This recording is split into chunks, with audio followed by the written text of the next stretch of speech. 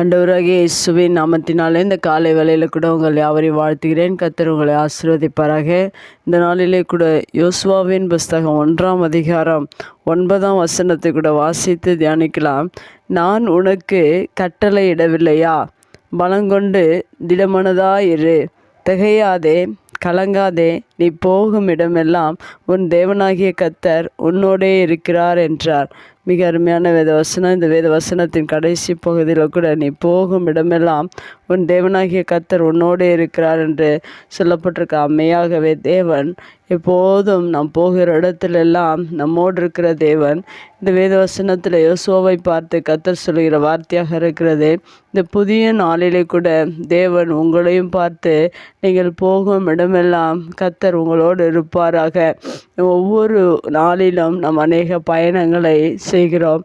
எல்லா பயணங்களிலும் நீங்கள் தனிமையாக இருக்கவில்லை. தேவன் உங்களோடு கூட இருக்கிறார் என்ற விசுவாசத்தோடு கூட ஒவ்வொரு நாளையும் நீங்கள் பயணிக்க வேண்டும். அப்பொழுது உங்களுடைய தேவன் உங்களோடு கூட இருக்கிறவராக இருக்கிறார். ஆனால் வாழ்க்கையில் அநேக போராட்டங்கள், அநேக வேதனைகள், அநேக பிரச்சனைகள், அது நிமித்தமாக உங்களுடைய வாழ்க்கையில் கலக்கங்கள், திகைச்சு போகிற சூழ்நிலைகள் அநேகம் உண்டு. அந்த சூழ்நிலை கூட ஆண்டவர் நம்மை ஒவ்வொரு நாளும் பார்த்து கர்த்தருடைய வார்த்தை என்ன சொல்கிறது என்றால், ஒவ்வொரு நாளும் நாம் பலன் கொள்ள வேண்டும். ஏனென்றால் இந்த உலகத்தில் சோர்ந்து போகிற அநேக காரியங்கள் இந்த உலகத்தில் இருந்தாலும் கர்த்தருடைய வார்த்தையை நாம் விசுவாசிக்க வேண்டும். கர்த்தர் என்னோடு இருக்கிறார் என்ற விசுவாசத்தோடு கூட நீங்கள் ஒவ்வொரு நாளும் பயணிப்பீர்கள் என்றால் தேவன் உங்களுக்கு பலனை கொடுக்கிறவராக இருக்கிறார். பலன் கொண்டு என்று சொல்லப்பட்டிருக்கிறது. நம் கர்த்தர் என்னோடு இருக்கிறார் என்று அந்த பலத்தோடு கூட ஒவ்வொரு நாளும் நாம் பயணிக்க வேண்டும். ஒவ்வொரு நாளிலும் திடமனதாக இருக்கும்படியாக கர்த்தருடைய வார்த்தை சொல்லுகிறது.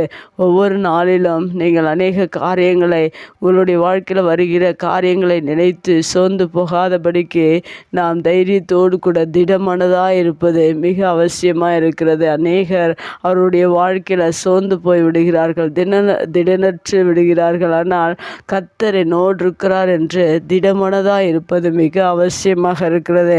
அடுத்ததாக சொல்லப்பட்டிருக்கிறது, திகையாதே என்று சொல்லப்பட்டிருக்கிறது.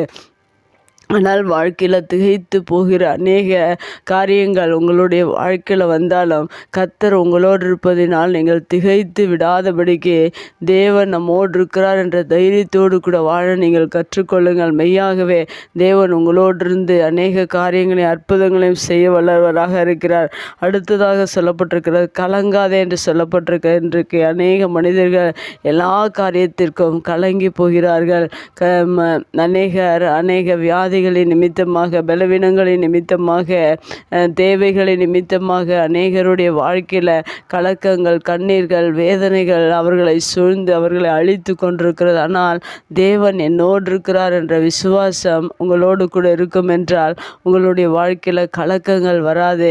அந்த கலக்கங்கள் வராதபடிக்கு நாம் தைரியத்தோடு கூட கலங்காதபடிக்கு தேவன் என்னோடு இருக்கிறார் என்ற விசுவாசத்தோடு கூட ஒவ்வொரு நாளும் நீங்கள் பயணிக்க வேண்டும்.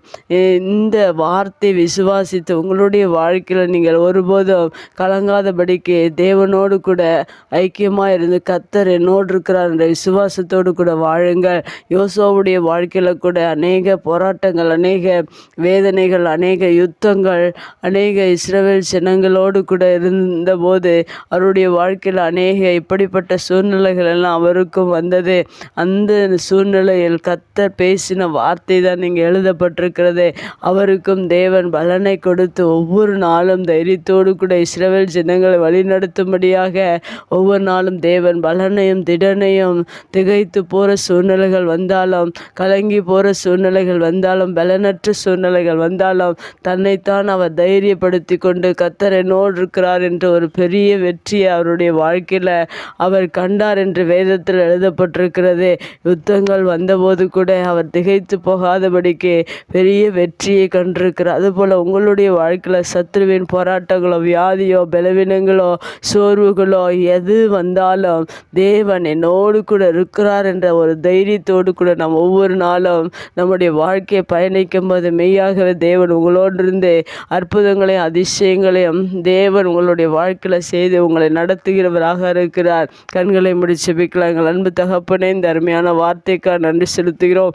யோசுவாவோடு கூட இருந்து பலப்படுத்தி திடப்படுத்தி கலங்காதே என்று சொல்லி ஒவ்வொரு நாளும் தைரியப்படுத்தி நீர் அவரோடு கூட இருந்த ஒரு பெரிய வெற்றியை காண செய்தீர். அதுபோல் எங்களுடைய வாழ்க்கையிலும் நாங்கள் ஒவ்வொரு நாளும் பலங்கொண்டு திடமனதாக இருந்து கலங்காதபடி திகையாதபடிக்கு நீர் எங்களோடு இருக்கிறீர் என்ற விசுவாசத்தோடு கூட நாங்கள் ஒவ்வொரு நாளையும் பயணிக்க நீர் எங்களுக்கு இந்த வார்த்தை கொடுத்ததற்காக நன்றி செலுத்துகிறோம்.